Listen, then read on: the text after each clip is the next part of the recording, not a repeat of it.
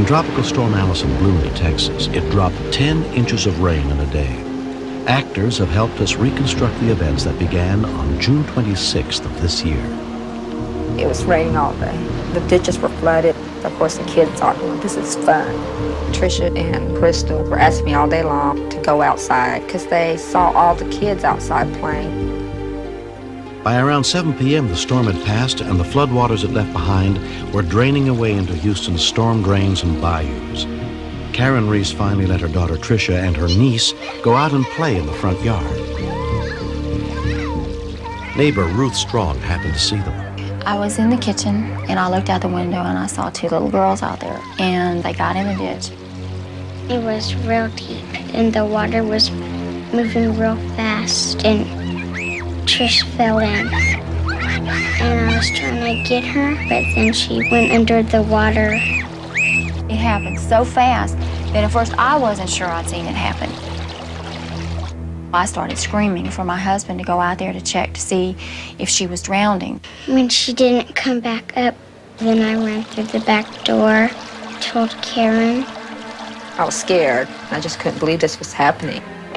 My neighbor behind me was down there in the ditch trying to reach in there. I was putting my arm down inside the drain, fishing around trying to catch her. It was too late. She was done gone. Fire ambulance, what's your emergency?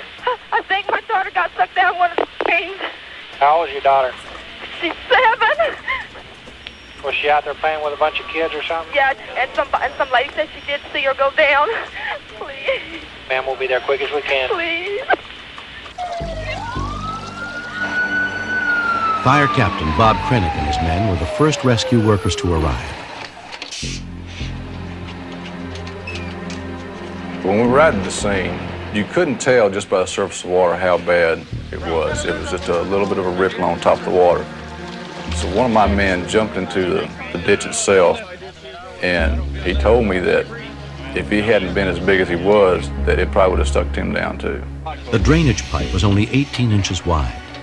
We got a pipe pole to check to make sure nothing was in the pipe, and when we ran the pipe pole through the culvert, there was nothing in there. Pipe clean. Pipe clean. All right, take it out and go to the other side. On the other side of the road, the pipe drained into a gutter. So then we went to the gutter and looked for her in this area, which was approximately 4 feet deep, and we couldn't find her in there. The storm waters were crashing through the drainage system at 40 miles an hour.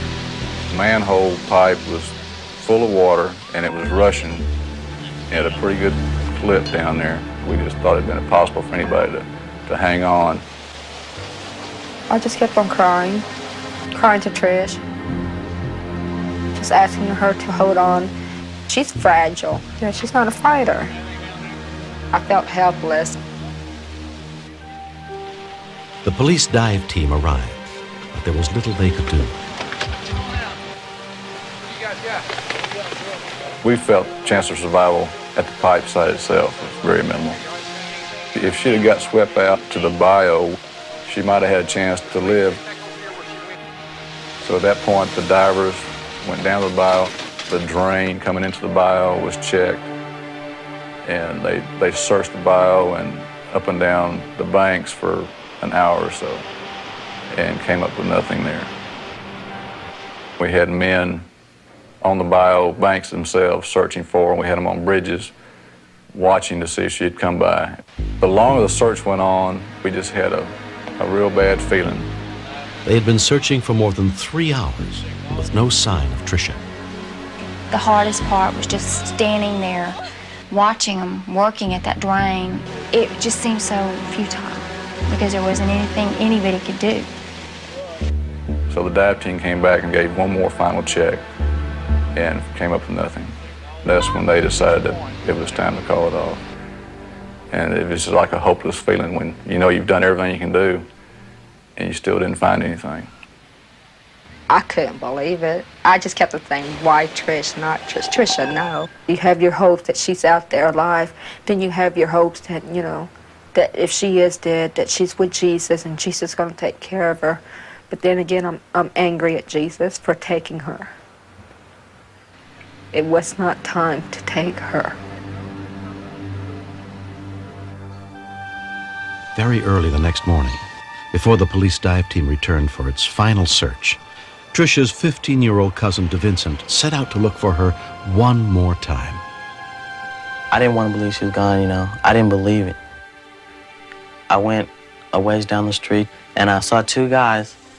They had blueprints in their hands, so I approached them asking, "Are y'all here looking for Trish?"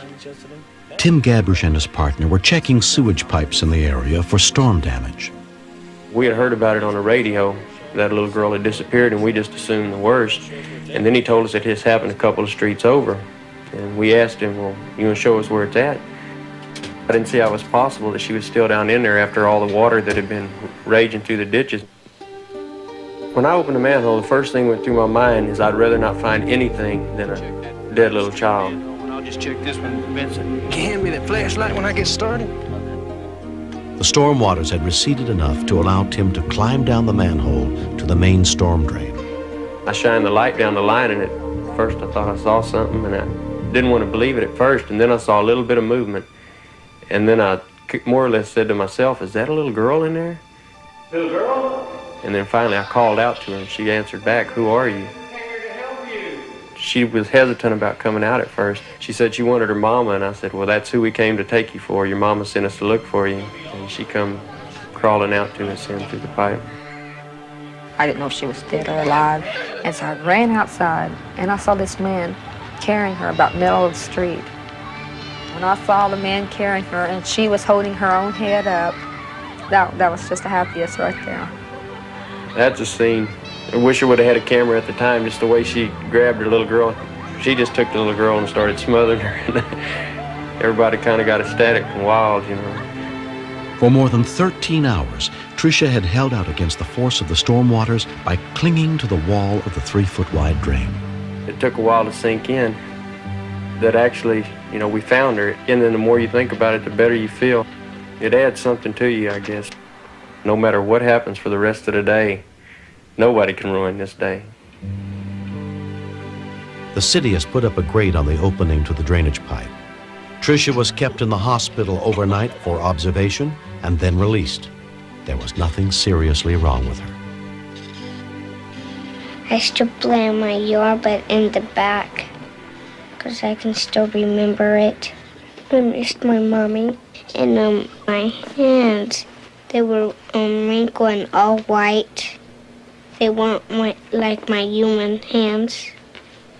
You could have another million people fall in. I don't think any would live like she did. I have no idea how she held herself against that current. Everybody in the family always protected Tricia a little more than any of the other kids. You know, she's so little. Now I turn around on her, showing that she can do something. I always tell Tricia, you know, you went down that hole by yourself and you came out of it okay by yourself, so don't tell me you can't do nothing by yourself, because you done did it. And thank God that, you know, he gave me that miracle to, you know, look over her and make sure that she was going to be okay and come home.